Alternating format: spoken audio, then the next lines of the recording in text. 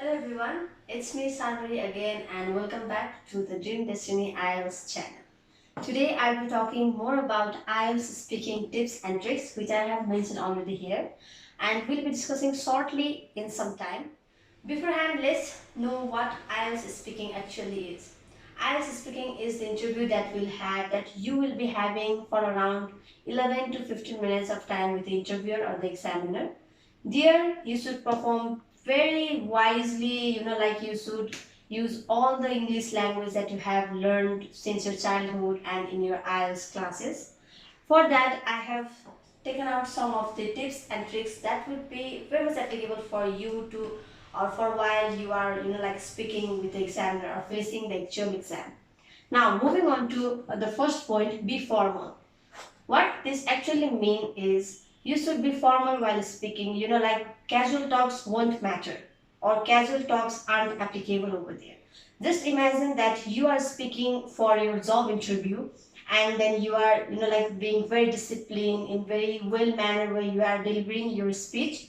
Likewise, you'll have to be very formal while, like giving the interview within that 11 to 15 time. Moving on to the second point, give full answers. What does it mean is like you should give full answer. Firstly, before giving full answers, try to listen very carefully to the questions like what it is actually asking for and give the full question remaining in the questions. For example, if you are asked about your hometown, like you only say I am from here or I am from particular Kathmandu, then it's not the actual answer. Like try to just elaborate it to some extent so that like it will be more of a time use. You can utilize 11 to 15 minutes in proper time. That is the next step. Now moving on to the third point, be polite. As I've already mentioned, it is very formal talk, like casual words can't be used over here. Be very polite with the examiner. Like if you don't understand any of the questions, don't directly jump what, sorry, don't be like that. But what you can do is, excuse me, I didn't get the question. Can you please repeat it? Like this, you can be very polite while asking the questions or having any confusion while he or she is delivering the questions. Now, next point is good posture. What good posture actually means? Like you are being very formal, you are being very polite while speaking, and the thing that arrive are you are doing like this and like this. You are making some noise by tapping in the table. That is not the good manner. But what you can do is just be straight, be formal, be comfortable with you, with yourself. So that like examiner don't think that you are very uncomfortable, you are nervous, you are not ready to give the exam, like you are not ready to face the exam. Don't make your examiner feel like that, and be comfortable in yourself and be in your good posture. Moving on, speak clearly. Like many have natural tone of English while they are speaking, but many those who have their own accent of speaking, they might use some kind of word that examiner might not understand. What you can do is practice beforehand, like before going for actual test, while you are having your IELTS classes, IELTS or any of the English classes. What you can do is practice the thing that you are very uncomfortable on, or you should practice more on, so that in your actual test it will be improved, so that like you have very good chance to get band score higher. Now, moving on to the use descriptive words. What does this mean is like you are saying about, as I mentioned, like good posture, be polite and give full answers. While giving the answer, full answer, don't just rush and gather all the words like unusual words, all the things that you are making up in your mind. Don't just spell it out. Have some particular like applicable words so that you can be very generous while using it. Like you are saying some particular example and you are out of nowhere adding some kind of idiom, some kind of phrasal verbs. Don't do that. Be in the limit, be in your topic. Okay, now speak up. What does this actually mean? This actually means that you should be very openly speaking. You should not conserve yourself like being low. You are in low confidence that I don't know what I'm speaking. Is it correct or not? Something like this.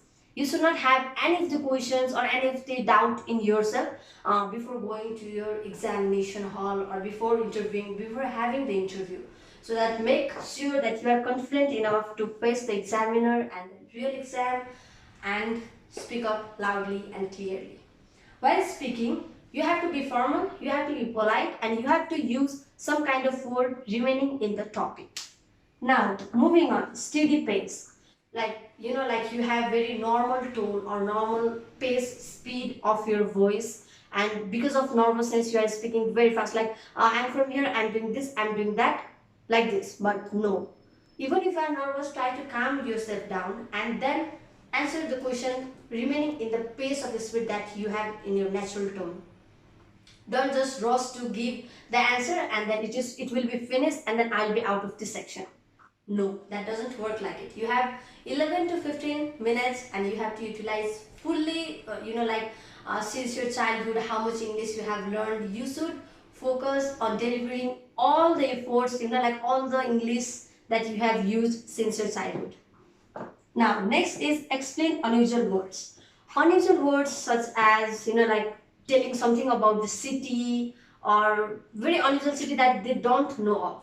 For example, let's say I came from Baitari district. Baitari, they don't, like if there is foreigner, then they will obviously don't know where the Baitari is, what does that actually mean. Then what you can do is, I'm from Baitari, which is located at Nepal in certain region, which is approximately this to this kilometer far away from the central city. Like this, you can elaborate so that they can be understood, oh yeah, they are talking about the city. Oh yeah, he or she is talking about elaborating about the city, so that they don't get confused and they are not eager to ask. What do you, what did you ask for or what did you say?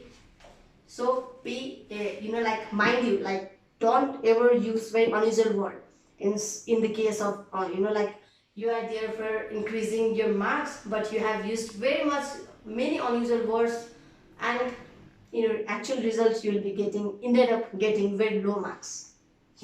Moving on. Now stay on the topic. As I have already mentioned, staying in the topic is the parameter or the thing that you should be more focused on. Likewise, while you have particular question, like if the question is asked about summer, how often do you like summer or how often do you go out in summer, then you should remain in the parameter that they have asked you about the question about, and then only you should answer what you should say. You have to memorize, I mean don't memorize, but you have to collect all the information that you will be speaking beforehand. Now, don't use slang. First of all, slang don't only mean using bad word or rough word. It also means some kind of casual talks or casual words that you should not be using while giving the formal talks or formal interview. Likewise, for example, I can say things or stuff. You have said, I like these things. No, that is very much inappropriate while giving the actual IELTS speaking test. What you can use instead is, I like this item very much and I'm more familiar with this. Something like this. But don't directly jump into the word like things, stuff, and instead of using children, if you use kids, it is also marked as slang word. Now, I guess the last one, don't memorize answers. What this actually mean is, first of all, you will not be getting any of the questions beforehand or before arriving to the actual test center. Like the questions are not out. Even if it is out, you are not, the same questions will not be asked to you. So what you should do is have some more practice before reaching the actual test center or before giving the exams, like the time frame what you have allocated for practice or something. You should practice more on that time. It is not necessary for you, or we can say it is not applicable that you are memorizing the answer and same answer format you will be giving the speech or your answer, because due to the years and years of experience of the invigilator or examiner, we can say he or she can easily point it out, like he have memorized these things and he is giving this speech. What is the use of like memorizing the words or the paragraphs or the format that you have done? What I can suggest is, don't just memorize the word, practice more like format. You can memorize the format, like in what format you should deliver the speech or deliver the interview, like that you can do, but don't just memorize the answers.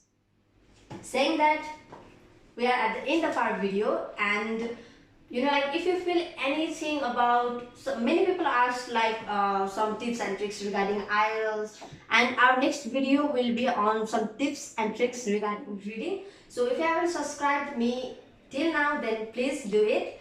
And then for further videos, press that notification bell too. Also, if you have any queries regarding IELTS, PT or something else, then you are free to like ask them in the comment section below.